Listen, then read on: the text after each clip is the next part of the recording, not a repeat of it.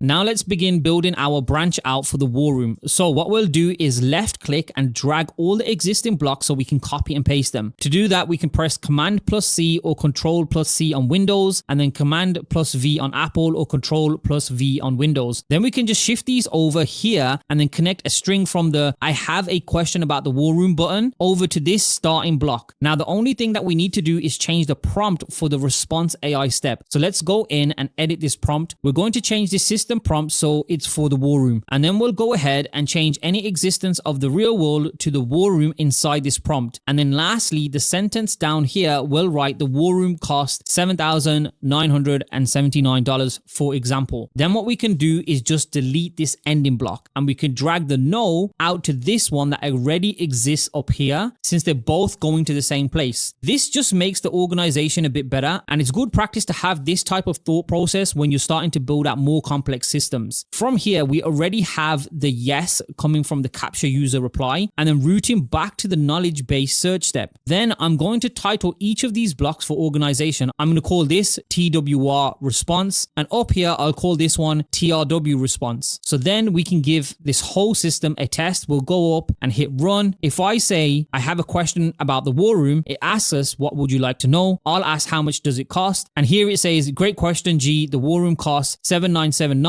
and can be purchased directly at this link. Now when we click this, you can see it takes us directly to the checkout of the war room. Then it asks if we'd like to know anything else. I'll just write sure. You can see it automatically understands our intent and it's waiting for the next input. We could, if we wanted to say, okay, what's your question? So it's a bit more clear to the user, but this is really depending on your preference. I'm just going to go ahead and say, what is the war room? And then it tells us, great question G, the war room is our exclusive global network designed to empower ambitious men through community, knowledge sharing, and personal development across physical, mental, emotional, spiritual, and financial domains. Then it goes on and it gives us the link for the war room. So we've handled the basic flow of conversation, just asking simple questions about the war room and the real world. If I were to come down and resume this block where it says, what would you like to know for the real world? And I was to ask, what is topg.com? You can see that the chat automatically ends, and that's because we did not do anything with this not found path. This not found path is important because we specifically asked a question that wasn't available in our knowledge base, meaning we didn't provide any information for topg.com in our knowledge base. So the route that the response AI would take is called the not found path, meaning it didn't find the answer. So in cases like this where the AI can't find our answer in the knowledge base for our questions, we can do whatever we want to handle the user from here. And what we're going to do in this example of not found path is forward this to a human using intents, and then take their information in the form of a name and email, and then forward that information to an Airtable to serve as a support ticket management. So to handle this not found case, we're going to drag out a string to a message block that says, I couldn't find a relevant answer to your question. To get the best help, I'm going to have one of our representatives reach out to you via email. Then we'll also drag out the not found path from the war room side, we turn it on and connect it to the same block. We're going to leave this for now. But in the next lesson, we're going to end up taking our implementation of the Airtable integration and using that to collect users' emails as well as their questions. Save that into an Airtable, so then a representative could potentially check the Airtable and reach out to the person via email answering whatever questions they have. Now, next, to improve the functionality of this build even more, we can create our own intent. An example of what we could use if at some point someone asked to speak to a human, we could create an intent to understand what they want to ask the human. Forward that to a specific block and have a human reach out to them. In more advanced builds, you can make it so the human could take over directly within the chat, but for now, we're just going to set this with an intent. To create an intent, we're going to right click in the canvas and hit add trigger. From here, we will click a plus button on the triggers, select intent, and then create a new intent. I'm just going to call this intent speak to a human. Then we can enter a description which does help with intents. I'll write triggers anytime a user requests to speak with a human live agent, live representative, or a real person. And then from here, we can start typing examples of queries we would like to trigger the intent. So I'll just type in, can I speak to a human? Hit the plus button, and you can see the little bar next to the utterance grew after the first utterance we just added. The more utterances we give, the more it has an understanding understanding of what the intent actually is and when it should trigger it. So I'll say, I don't want to speak to a robot. That's another way of kind of saying, can I speak to a human? Let me talk to someone real. I'll add that as well. Once we have a couple of these, we can also generate more utterances with AI. So let's say generate an extra 10 sample phrases for us. And I'm just going to take these 3 utterances that we've already created and give us more examples. So now we have, I need to talk to a real person. Is there a human I can speak with? I prefer speaking with a real human. I want to be connected to a live person. I specifically want to speak to a human. Can I get connected to a human being? I want to chat with an actual person. Can I transfer a human representative? And the list goes on. You can now see that this bar next to the utterance is all the way filled up. So it's what is considered a strong intent. From here, we just want to hit create intent. And now we've created this. Let's drag out a string to a message block that says, I understand that you want to speak with one of our representatives. So now we have a scenario where we couldn't find the answer for their question and they want to speak to a human. We can forward this to collecting their information, their name, their email, and their issue to the Airtable so that a representative can reach out to them.